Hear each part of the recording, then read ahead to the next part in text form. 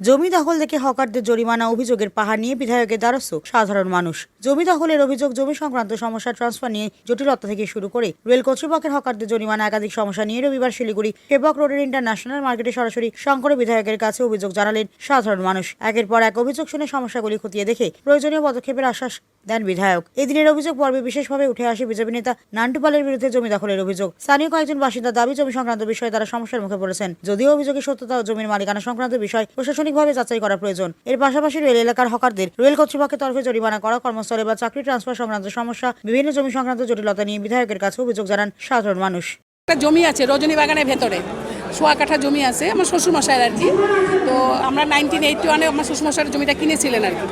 তারপরে আমার শ্বশুরমশাই ওইটা মর্টগেজ রেখে ব্যাংকের থেকে লোনও নিয়েছেন।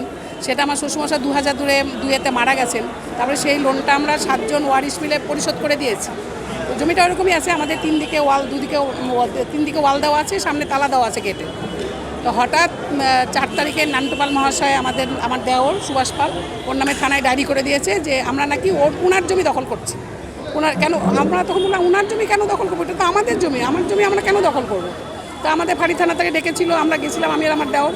তখন ওইখানে যে ডিউটিতে ছিলেন বড়বাবু, উনি বললেন যে আপনারা নান্টু পালের জমি কেন দখল করছেন। তাহলে আমরা নান্টু পালের জমি কেন দখল করবো, ওই জমিটা আমাদের কাছে সমস্ত ডকুমেন্টস আছে। তো আমরা বললাম ঠিক আছে আপনারা সাবমিট করবেন। নিশ্চয়ই সাবমিট করবো। তারপরে কালকে আমরা নান্টু পাল মহাশয়ের নামে থানায় ডায়েরি করতে গিয়েছিলাম। তখন উনি আমাদের যে তালাটা মারা ছিল গেটে, আজকে 20 বছর ধরে তালা মারা আছে, সেই তালাটা ভেঙে উনি তালা মেরে দিয়েছে নান্টু পাল। তারপরে আমরা তখন এসে দেখি, আমি যখন আসলাম ওখান থেকে থানার থেকে, তখন আসার পরে আমার সাথে ওনারা বড় বড় অফিসাররা আসছেন, এসে এনকোয়ারি করেছেন। ওনারা তখন দেখছেন যে তালা মারা, তখন তালা মারা দেখছেন। তো নান্টু পালের সাথে কথা বলেছেন যে আপনি এখানে তালা মেরে রাখছেন, তো এটা তো ওনাদের জমি। তখন বলছেন না এটা আমার দখলে আছে, এটা আমার জমি। তা কী করে হয়, জমিতে কাগজপত্র আমার জমির মালিক আমরা, ওনার জমি কী করে হলো সেটা আমরা বুঝতে পারছি না। বিধায়ক এদিন প্রত্যেকের কথা মন দিয়ে শোনেন ও সংশ্লিষ্ট দপ্তর কর্তৃপক্ষের সঙ্গে কথা বলে আইন মেনে সমস্যাগুলো সমাধানের চেষ্টা করার আশ্বাস দেন। স্থানীয়দের বক্তব্য, দীর্ঘদিন ধরে বিভিন্ন সমস্যার সমাধান না হয় তারা জনপ্রতিনিধির দ্বারস্থ হয়েছেন। এখন বিধায়কের হস্তক্ষেপে সমস্যাগুলির কত দ্রুত সমাধান হয় সেদিকে তাকিয়ে অভিযোগকারীরা। আমি ওনাদেরকে বলেছি ওনারা যে অভিযোগ করেছেন তার সপক্ষে থানায় লিখিতভাবে দিতে। এক পক্ষের কাছ থেকে শুনে সবটা বোঝা আমার পক্ষে সম্ভব নয়। যেহেতু উনি বিষয়টি বলেছেন, আমি তার সাথেও কথা বলে নেব। এবং এর সাথে তো রাজনীতির কোনো যোগ নেই, এটা ব্যক্তিগত পরিসরের ক্ষেত্রে বিষয় হতে পারে।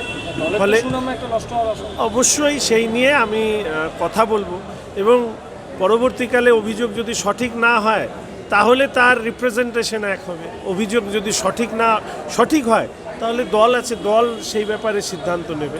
অন্যদিকে সমস্ত অভিযোগ ভিত্তিহীন বলে দাবি করেন বিজেপি নেতা নান্টু পাল। দেখুন, সম্পূর্ণ ভিত্তিহীন। আমি কোনো জমির দখলের মধ্যে নেই। ওখানে সিসিটিভি আছে, দেখলেই বুঝতে পারবে ওনার জমি ওনার মতোই পড়ে আছে।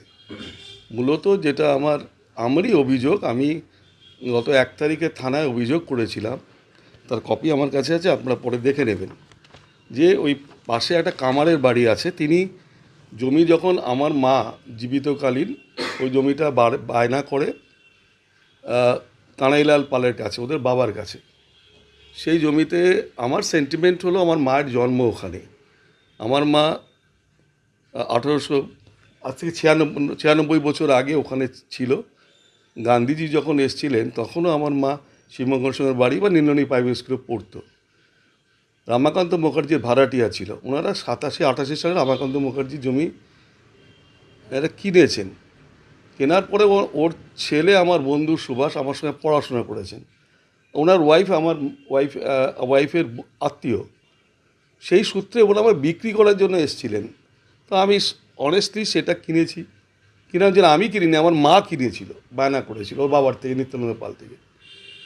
তারপরে জমি ওদের মতো ওরখানেই পড়ে আছে। গত কয়েকদিন আগে 1 তারিখে ওখানে পাশেই কামারের বাড়ি শর্মা মহিলাকে একজন থ্রেট করে গেছে যে আমরা জমিটা কিনেছি, এখানে আমরা ঘিরব। তো তার নাম্বারও দিয়ে গেছিলো। সেই নাম্বার দেখে আমাদের ডাকে আমি থানায় ওই ভদ্রমহিলাকে কথা বলি। যার নাম্বার দিয়েছিল সেই নাম্বারটা এখানে আছে। আমার চোখে একটু অপারেশন করেছি বলে 3 তারিখে অপারেশন হয়, ফলে আমি বাড়ি থেকে খুব একটা বেরোতে না বলেছে ডাক্তার। এটা ভিত্তিহীন। কাল পরশু তো আমার থানায় আমার বউ এবং 2জন থানায় মিটিংও করেছে।